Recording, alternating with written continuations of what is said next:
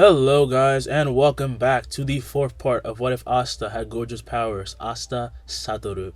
And I'm going to go into detail about this recap, by the way, if anyone wants to hear it, because it is necessary for that build up for when I start everything.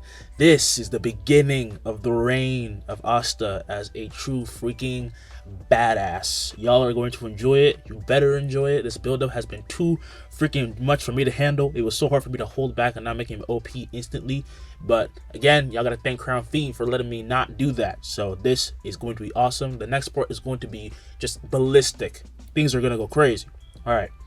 I'll begin with the recap. Don't forget to like and subscribe, hit the notification box to update all my future videos, and let's get right into it. The last part began with the Chloric capital being attacked as Asta jumped out of the castle and headed down, prompting his self-proclaimed rival Leopold to do so as well. Asta will quickly find and beat Rades, who he tries to use a undead summon named Jimmy to attack because he got pissed at Asta, who he thought was flaunting his looks. Asta also saved a little girl named Marie after he beat Rades, and the undead would just calm down and just go away, and they would be beaten very easily. And some others were fighting outside with some type of level 2 beasts or grade 2 beasts who came in a pack. As Asta defeated Rades, however, Fuegoleon, Leopold, and Noel arrived, only for Fuegoleon to be taken away by a portal, and while he was gone, Asta found and attacked Valtos, who was posing as an undead, and he was a spatial mage who made all of this possible. So when he ripped off his mask and brought back Fuegoleon, he would be in a comatose state, missing an arm and bleeding out on the ground. Asta tries to get Valtos and fails, but when he tries to capture Rades as well, he's taken away, and the boy is at a loss of words for his own ability to do nothing against more experienced fighters. After Fuegoleon was hospitalized, when Julius would arrive and is briefed on everything, and he inspires everyone to get stronger so this doesn't happen again. Leopold makes his oath and says that he will become Asta's rival, his true rival. Asta accepts his challenge, but on the way back, he with the bulls, Well and Charmy, when they meet the Golden Dawn, his usual spunk is gone, leaving behind only anger, and he barely pays mind to even after he fires his spells at him. When he returns home, he goes crazy trying to train and is stopped by Yami, who shows the gap between them, as fighters, only making Asta more mad, but he swallows his pride and asks his captain what he should do. He suggests Asta go relax, and soon Asta finds himself on a triple date, I guess, with Funeral and Luck.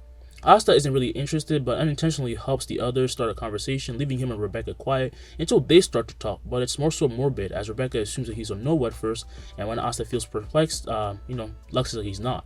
Rebecca feels that she has hurt him, and in that instant, she goes to apologize when a drunkard arrives, tries to grab her, blah blah blah. Asta takes him out, and this causes some trouble, so they all run out, with Noel, who was trying to spy on the date, being a frankly horrible waitress, just quitting. Asta would escort Rebecca back home, feeling a bit bad for ruining the date, but he ends up meeting her brothers and some orphan kids. This means Sister Teresa is present, but then Gojo ruins the moment by attacking Asta, saying he should not touch Marie. Asta and him begin a stare down, but Teresa just ends up taking the kids away, and Marie as well. And Asta will then stay at Rebecca's, but at night he's attacked by Gojo, who uses his mirror magic, and they end up outside after the scuffle, but they see that there's snow around, but it's made of magic. Pretty soon it's revealed that all the kids have disappeared, and Sister Teresa had lost all the kids as well, just like everyone. This of course includes Marie, so Gojo gets a little bit mad and grabs her collar, but in that instant Asta uses his slowly developing six eyes, and he says that he tracked the kids.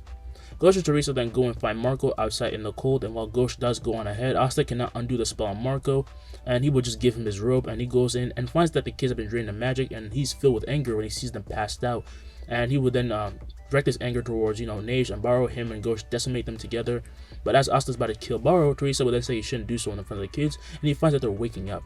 Of course though, Sally does come. Asta tells everyone to leave, and he destroys Sally and almost kills her with a choke and a stab to her head, but he's blown away by Licht, and this starts the beginning, of the end, I guess. One attack from the leader leaves him near death, but when he gets back up and retaliates, he receives the full brunt of his power. Asta is left riddled with hoes and truly at death's door, and Yami will then arrive angered, and he will attack Licht. Funeral, who arrives, is horrified as he goes back to the capital, picks up Noel, who is shot like the other citizens present, such as Rebecca, and they get back to the medical ward while Yami fights Licht. Gojo soon comes and helps deflect a massive attack from Licht, and after he was put in a tough spot by Yami, his reinforcements arrive. Yami fights them for a bit until Charlotte, Jack, and Nozel arrive, and they prepare to fight. However, Asta will reappear in his presence literally would shake the world. Now we're going to go a few minutes earlier. I'm sorry, I know that was a long recap. You could have chosen to skip it, so if you did, good for you.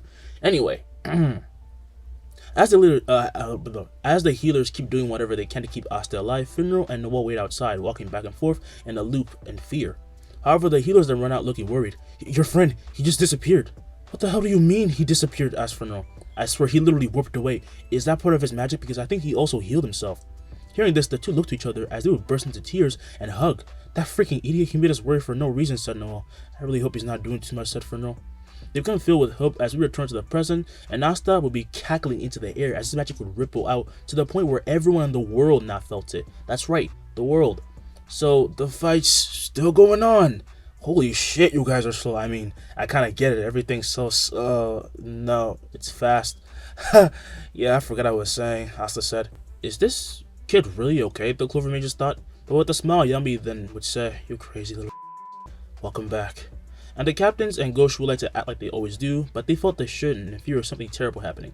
The elves felt the same, but mustered up all their rage and power from the hate that they had towards humans, and they broke free of the fear as Vejo was the first to attack with a massive punch. But Asta, even though he did not make any extravagant moves, simply swayed to the side, and Vejo would miss. Asta would then smile as he flashes the elf with the 6 eyes, and while he's frozen, he would then explode with a reddish aura that would hit him and rip through him. And Vejo, in that instant, his insides would just splatter all over the ground and hit the elves, but stopped right in front of Asta's infinity, leaving him completely clean. Everyone is left shocked as Raya would then realize they have no chance, and his friends do as well.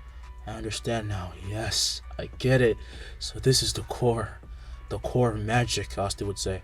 Raya would then carefully open up a portal behind him, but in that instant, he is headbutted by Asta, who would then appear right in front of him, and Fana would then go to attack only to find herself frozen, and Asta would then turn to face her. She would stare into his 6 eyes, which leave her confused. It was like looking into an endless sea, but just filled with mana, but also something more. What is he? Thought licked. How can he be loved? No. It's like the mana's clawing for him. He's attracting it so naturally, like the mana needs him more than he does. Raya is then pulled over and closer to Asta, as is Fana, and he would then continue to laugh. Asta would just laugh. Seriously, what happened to him? He was struggling with one of them, and he killed one on the spot like swatting a fly, said Gojo. He surpassed his limits. He did that to an insane degree, that's for sure, said Yami. That cataclysmic power, said Charlotte. It's hard to believe he's truly just a commoner. Now all the cards were left in Asta's hands. No one can make him do anything. Even Wizard Kings can compare to him at this point. But he then drops Raya and Fana as he looks to the healing and floating licked. His demeanor then becomes more collected and emotionless. You get to leave today. Hey kid, yells Yami. What the hell are... There's more about this, said Asta. I want to find out what it is. Don't worry. Anything they will try will be meaningless in front of me from now on, Captain. This isn't over, said Licked. I could kill you with a thought. It was over the moment you almost killed me, but didn't. You could have chopped off my head, but now you just cut into my brain. But well, look at me. He would lift his arms into the air, showing his wounds were all healed, while he would just be flipping his hair out of the way to show the damage to his brain was completely healed as well. And this left the man shocked as he felt the presence of mana helping him recover almost automatically.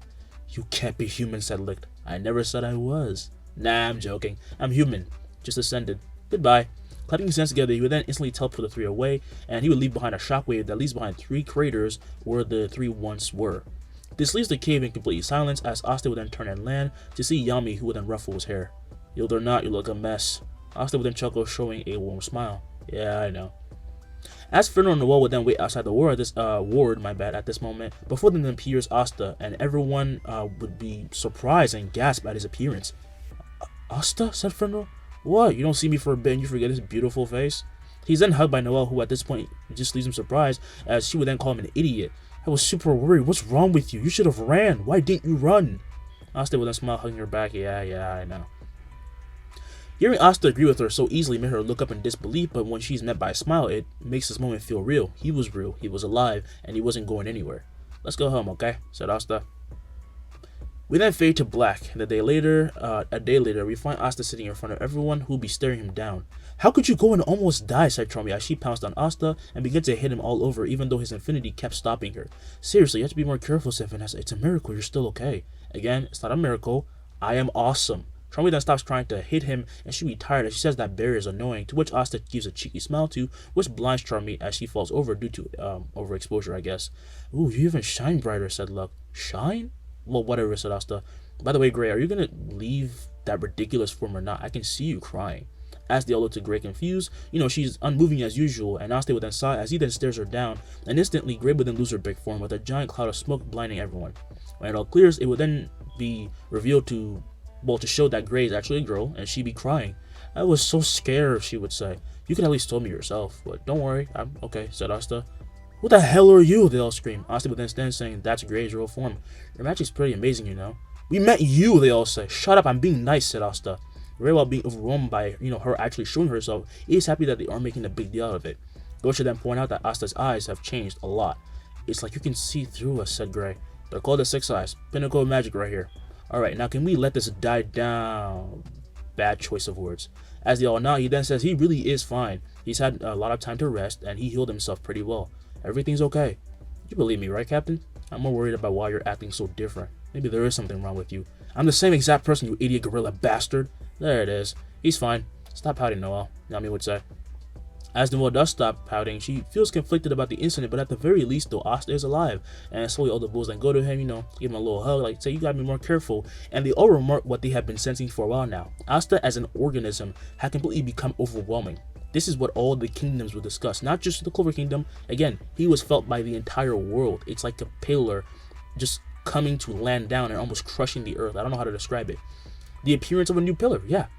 Now, the surrounding presence, the presence that spread out, it kind of worried everyone, but like they don't know what to really do about it.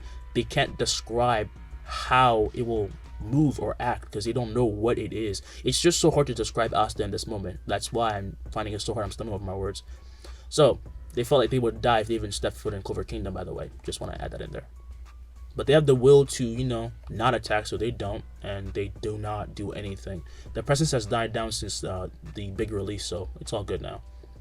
The Clover Kingdom, meanwhile, if anything, was safer than ever, but Julius has some things to discuss with the king and Damnatio. They do so in the king's throne room, with Damnatio and Julius then looking to the worried king. Where the hell did that commoner come from? Asked the cowardly king. He's actually not a commoner, your majesty, said Damnatio. This surprises the king, who asks what family he's from, so they can at least kiss up to him, but Damnatio would then say, he's a survivor of the cleansing, suggested by you, sir. This completely terrifies the king, who would fall back in his chair before then standing in disbelief. It can't be. How? Julius, did you know of this? He told me himself. I warned you against this for one reason. My time magic predicted something like this would happen. You should have told me that, yelled the king. I did, said Julius. He releases a bunch of bloodlust, but Damnatio says to watch himself, to which Julius says to shut up and stop with this stupid act. Once he finds out that you cooperated with this, he might kill you. All of us. This would anger Damnatio, but he realizes that, well, he's right. They never should have allowed the cleansing. The cleansing was an initiative put into action by the king, who wanted to get rid of lower-level Noah families who provided no help to the kingdom. So the first to suffer was Asta's family before Julius stepped in, but it was too late, and the Satoru family was thought to be dead. Does he know? Asked the king. Julius would then shake his head, but says that he might tell him, to which Damnatio says to not, because it will crumble the society if he does, and Julius would then say that it's better to just let him know the truth at least, and he would then just leave the room, disgusted that they would even ask him to just keep quiet about such a thing. As he slams the door behind himself, he then leaves, knowing that they will definitely try to do something to go after him. Not that it's going to work, but they're going to try something. Such a thing cannot be kept under wraps, thought Julius. He disappears in the blink of an eye as he heads to the Black Bull base. Meanwhile, we go to the Spade Kingdom as the three Zogartris siblings gather. You felt that, right? Asked Dante. How could I not, said Vanica? That sent chills down my spine. That power is very close to a devil, but there is another choice, says Zenon. Holding his hand out, he forms a portal, and from it, a murky aura would then spew and take the form of a laughing special great cursed beast. This is the same beast that, Yuji lost to and, almost died to in the anime. So just want to tell you that. The two other siblings then understand what he means and form the same exact beast, plan to bombard the kid with some trouble and hopefully death. Back at the Black Bull base, meanwhile, I'll still be talking with Henry as he inspected him before then smiling. Get new, senpai? I can fix ya. Really? Yeah, the curse is insane, honestly. Someone must have held a grudge against you, huh? What'd you do, get some trouble in your young days? Henry to this would then smile, asking Asta why he's so hyper, and Asta would cross his arms. I'm happy, I guess. I've got what I've always wanted. I even get to help you. Henry then says that he's happy for him, just as Asta would then notice something, and from above the Black Bull base, a gigantic release of pure mana would then be blasted down at them, releasing a shockwave that destroys the surrounding forest for 2 miles. And above, 3 smiling beasts would bump their fists as they cackle, but as the smoke clears from their attack, they become terrified and jump back before then landing down. From the smoke then walks out Asta, who would grin and terrify the creatures even more, and from the base also run out Noelle and Luck, who cannot believe what they're seeing. Are they 0 grade? No, there's something even more terrifying, said Luck. Yeah, they're on a new level. Just leave them to me. As he clasps his hands together, Noelle would then ask Asta to not be reckless, as she then looks around and sees the effect of the attack, but then realizes, how is her base completely fine? Luck realizes this as well, but the two then look at each other just as the other black bulls run out, and Asta begins a new spell while the special grade will be blasting off into the air, all of them be running away. Don't worry, they won't get far, Asta would say. Becoming frozen in mid-flight, the beast will then pull back towards Asta as he says red and blue. Now become. As the beast come at him, he releases a giant wave of red, and this will clash with the blue pulling the beast over, and a gigantic explosion of purple will then envelop and completely just erase them from existence, and it will then implode on itself, and the shockwave that should have been, felt from this is completely erased, with all the bulls then being left wide-eyed. He completely erased them, not even a piece of them left, thought Yami. And he then realizes something. What the hell destroyed my forest? I think it was the beast, said Vanessa. Kid, you know where they came from? Asta would then turn, and he would about to say something when Julius would then appear, and he would then say, I sensed some. Is there any chance that I completely obliterated them? Said Asta. Yes, there is. I did. Julius is left baffled, as are the others, with Asta then saying, oh, and they came from that way. He points north, and Julius realizes that this means that this is the Spade Kingdom. The Spade Kingdom began to change a while ago. One of the biggest ways it did was by actually destroying the walls that was protecting them. Yet somehow they dealt with all the beasts, and the beasts have stopped spawning around them. It was just bizarre. They're attacking too early, said Julius. What is attacking too early? Asked Gray. Oh, talk later, said Julius. Asta, we need to talk now, in private. Come on, I just beat 3 cursed beasts we never seen before. A little more of a reaction? I mean, I know I would die fighting against them, said Julius. Good enough. Being strong is getting boring. He will then slam his hands to the ground as a massive circle will then form and spread 2 miles exactly, and slowly plants begin to sprout, and those sprouts then turn into trees in an instant, and everyone is left baffled. The circle then fades, and he would then stand wiping away the dust. I got my Melissa to thank for that one, he would say. And as he looks to everyone, they would just, at this point, have given up on focusing on his strength, and they're just baffled, they're just confused as hell, too. And Julius' inner nerd almost takes over, but he says he and Asta really need to have that talk. Alright, all of you go inside and chill the hell out, said Yami. You like you're about to lose your minds or something. Can you blame us, though, said Ghosh? As they're taken inside, Yami would then turn and see Asta hear something that absolutely turns his face to a murderous one, as he shows complete anger, ready to just go off. What the hell did you tell him, thought Yami. Asta meanwhile would manage to calm down, saying, Thank you for telling me. I don't deserve anything. No, it's fine. That little shit, Asta would say. As he is now, Asta could destroy the entire kingdom, and Julius knew this. He thought that this was gonna happen, honestly. I made a crazy leap in faith, but I chose right, he thought. Asta would then calm down and begin to think as his brain would process everything, and the only choice he's left with is the one that he hates. He can't attack the king. Killing him, though it would help a lot because he's a stupid king, would destroy the system already in place. They need a sort of pillar, even if he's a stupid pillar. Putting his hands in his pockets, he then turns, saying, You should be on guard. Nobles can be real nasty. I'm well aware, and thank you for holding back, Julius would say. I know that we don't deserve it. This would make the kid smile. He says that he really is the Wizard King, and he would then head, into the bull. As Julius would then look off to where Asta pointed, and he flies up, wondering if there's by any chance anything that happened to their wall of Voltu. With this, a day passes.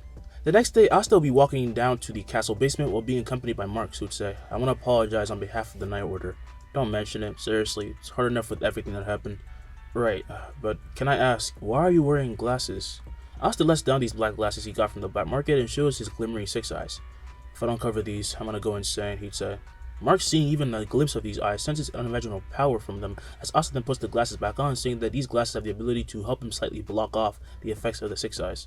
6 eyes? What effects, Mark thought.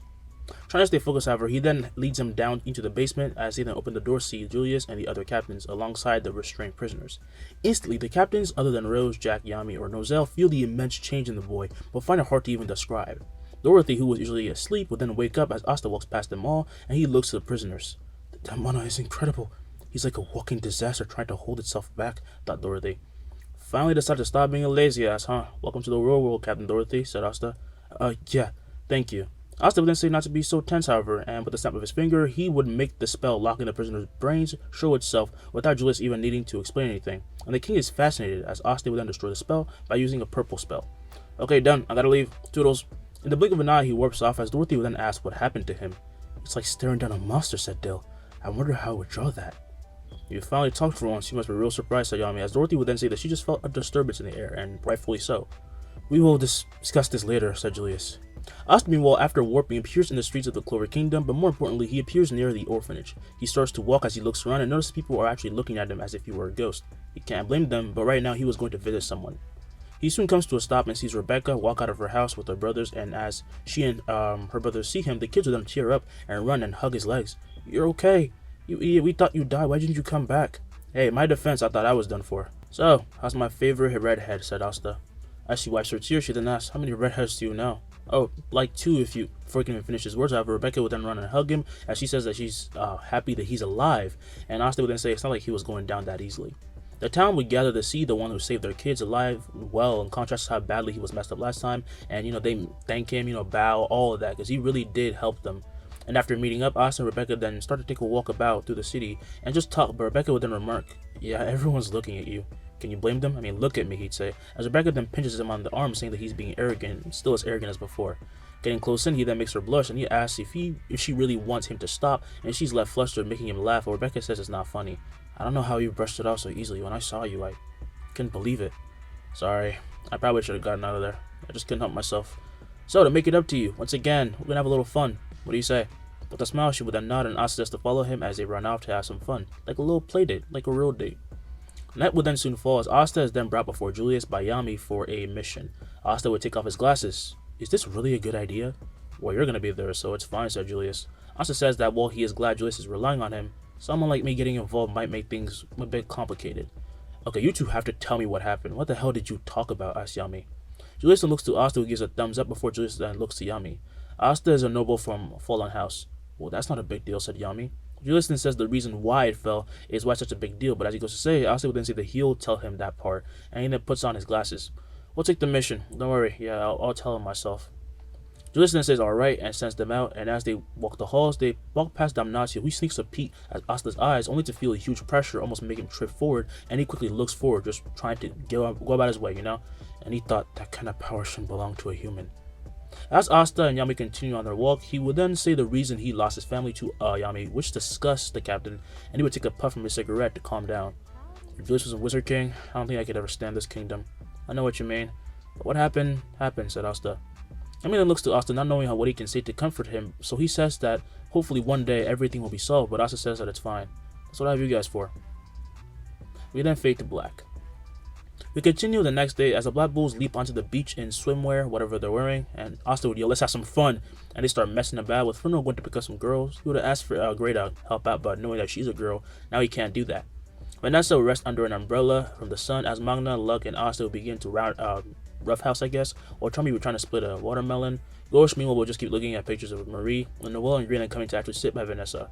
Gordon is then told by Asta to join in because even though he's a bit taken off guard by all the fun going on, he gotta join in sometimes. "Hey, what's wrong? You guys look so down," Vanessa says to Noel and Gray. I can't look like someone else because Asta cancels out my magic, so I'm just gonna stay here," said Gray. Vanessa understands, since Asta's eyes have the effect to apparently just kind of mess up her magic because she feels nervous under its pressure. But then she asks Noel why she's here. Noel would then say, "He's changed so much after the accident. I don't know if we can talk like we used to." Vanessa, however, would then sit up and tell her that Asta is still the same underneath. I mean, look at him over there. She looks to Asta, and while he was now more comfortable with messing around, he was also less, rude about it, And he had the same rowdy personality, but he was just the same. And getting a bit of courage, Noel would then run forward, yelling for him. "Oh, Noel, watch out for the sand," he'd say, as he then makes a hand sign, causing a wave of infinity to throw sand at her, making Luck Magna laugh, as well as Asta. "Are you sure that's okay?" asked Gordon.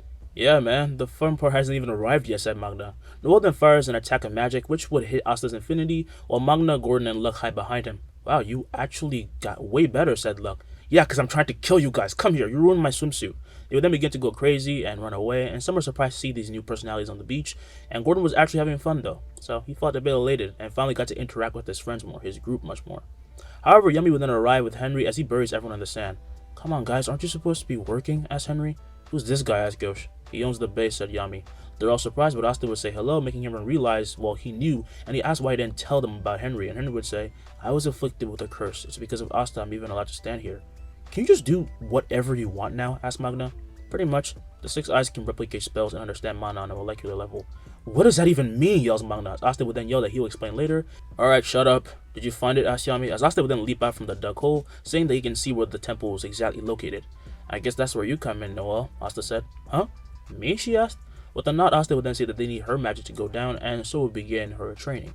Everyone does their best to help, especially Asta, since he can literally see mana in the air. And on the third day of training, as night fell, Asta would have just finished a training session with Noel. So after the training, they would just sit down by some rocks and talk. It's like if a fish realized that he was always surrounded by a mass that we could touch, said Asta. It's there and everywhere, but we just can't make contact like fishes do with the sea. It's so hard to describe, you know? Then what does mana look like, asked Noel. Asta describes it as a transparent energy, in simple terms, when they hear a melody. Following it, they start to head over when they then see a girl singing her heart out. And upon seeing the two, Kahono would then stop as her eyes begin to twinkle. Oh my god, you're shining! She then squeals and runs down, and she asks Asta if he's an idol, and he shakes his head, as Noel would then ask what idols are. They're performers, said Asta. Yeah, they sing, dance, and they look amazing. Sorry, my name's Kahono. Asta and Noel would then introduce themselves, and quickly the three get to know each other. But she did leave very soon, and Noel felt very sad. Don't worry, we'll meet her in the water temple. What? She's from there? Noel asked. Oh yeah, a lot of inhabitants. You want to see her again, right? Asked Asta. I feel like I'm being pressured. And just give up, said Asta, as he begins to walk back. Noel then saying that she's never going to give up, and she falls behind. So she perseveres and gets everything down, and when a week comes to pass after she gets it down, she uses the sea dragon's cradle and brings everyone into it. The obstacles were blown away by Asta's limitless magic when they go through the sea, and they land in the underwater temple, and they're able to breathe. They then walk about in the main area of the underwater town when they come to be met by citizens, but many of them give a holier-than-thou treatment to Asta, which is understandable because even when he tries to suppress it, there was a certain aura just coming off of him saying that he was just different, you know? Slightly pulling down his glasses, Asta would then flash his 6 eyes. He then asks, can you direct us to the priest, please? They instantly all line up and point to where he is, and they would then make way with the bulls and starting to walk up some stairs soon. Damn, Asta, you're like a VIP pass, said Magna. Asta says they're welcome, and they keep walking until they reach the giant gate, but it opens on its own to show the Grand Priest and his temple knights all lined up, and upon meeting the bulls, and more specifically Asta, they feel as though he can see through them, like he's looking into their soul. Welcome to my hubbo, said the Grand Priest. Hey Kahono, said Asta, with the girl then being surprised as she would then, take off her mask, and Noel was surprised to see Kahono, as she would then ask, So, those eyes can just see everything, huh? Yep, said Asta. This guy, it's definitely him. He's dangerous, thought the Hammerhead Priest. Whatever, can we ask some questions? Asked Magna as he scowled like a delinquent, making the priest wonder if they were being questioned or being threatened. The priest said that he knew why they were here, but said before they could get the magic stones, they had to fight for it, and fight with his men. While they would have been averse to this before, all the bulls say that they will. If you don't mind, Asta, I don't want to keep falling behind, said Luck. With a smile, Asta says to go crazy, and Yami would then ask what this game even is, and with a smirk, the Grand Priest would then summon his grimoire, as this is when everyone would then fall through the floor, the Black Bulls do, and the priest do, but beginning to float, Asta would then hold up Yami, who thanks him. Now, let's see how they do, shall we, said the priest as he teleported them elsewhere, and they came to land in a room with a table, seats, and monitors to watch everyone fight. The two bulls would then sit and simultaneously cross their legs and smirk. I'm betting whatever you use here as currency that your people get destroyed, said Yami. Same, said Asta. Well, what rank are they? Asked the priest. As Yami said that they were junior magic knights, the priest then looked to Asta. What do those eyes tell you, my boy? Hey, just watch. Their ranks just don't match their power, you know? Turning to look at the screen, the Grand Priest would then see that the Black Bulls destroyed the people they were put up against first, making his jaw drop. Inferno, meanwhile, would reflect his opponent's attack back to him, causing the priest to fall over, bloody from the back, and taking a deep breath, Inferno would then run off. I have to get stronger so nothing like that ever happens again. Never. Memories of Asta's near death would fill their minds, and everyone says that they're gonna, definitely get stronger. They're aware that Asta in his position is probably the strongest, like just in general right now. It's just hard to describe his existence, but that's why they need to surpass their limits and meet him at the top, even if only slightly, even though they know they're never going to. So they do. Luck and Mana actually beat the Hammerhead Priest together, as Noel and Kahono would fight, and Noel wins. And they all win, even Inferno, who truly had to push himself, and he found a new way to use his magic better, instead of just teleporting, you know? After it all ends, the Hammerhead Priest lays against the wall bloody when he then feels a calming energy envelop him. Slowly his vision would then return to him, and he then hears the snap of a finger and comes to see Asta. Hey there, buddy. Hoisting him up with his infinity, Asta would then help him stand, and Gio would then look at himself, feeling everything that was broken was fixed, and he looked forward to see Mana and Luck would be standing before him healed as well. Your healing magic, it's incredibly fast, said the priest. I know, right? I just wanted to see if it worked, and it did. Gio would then ask if he was joking, and he shakes his head. I have never tried healing magic before. But my magic to work, I constantly use this weird inverted mana on my brain. I just use it to heal you. It's the same thing I used to keep myself sane. I have a lot of mana. Too much. Gio can sense it is faint, but Asta was hiding a lot of his true power, and he asks, on that day, was it you, that presence we all felt? Probably, said Luck. It was, you battle junkie idiot, Asta would say. I missed that, said Magna. You miss me yelling at you? You want me to start yelling at you? Asta would ask. You already are. I just miss my little immature kohai, said Magna. I'm literally the same. The only reason I'm not yelling at you is because I'm having so much fun, you know? I like to near you. Before I would have to beg you to fight me, said Luck. As the three talked, Gio would then cut in asking, if I may ask, are you a noble? Nah, Asta would say. You sure looks like one though, right? Said Magna. Right, said the priest. In the end, they're then given the stone and party a little bit before the team then returns back, and night would fall by that point, and they come ashore as they scream with excitement to just be back on land. Man, I am gonna have a good sleep tonight, said Charmy. Agreeing with her, the Black Bulls then start to run forward as Yami and Asta would then stay back, and the captain then asks, did you tell Julius? Nope, it's gonna be a big surprise, but I don't particularly like people attacking us from our home, so I'll bring the fight to them, and I'll add a little flair onto it. With a smirk, Yami then thought, yeah, this is gonna get ridiculous. But I will end us off here. Y'all can truly see Asta go ballistic in the 5th part of this wonderful series, and that is when everything just comes together. I have a different plan for the elves and a different plan for the devil, unions and dark triads, so don't worry. You wanted to see that domain expansion, you're gonna see it in all its glory, and so will everyone. I hope you enjoyed the video. Don't forget to like and subscribe, hit the notification bell to stay with all my future videos, and I'm going to go work on the 5th part. The script is almost done, halfway. Alright, let's get to it. And yeah, hope you like it. Peace. I'm gone.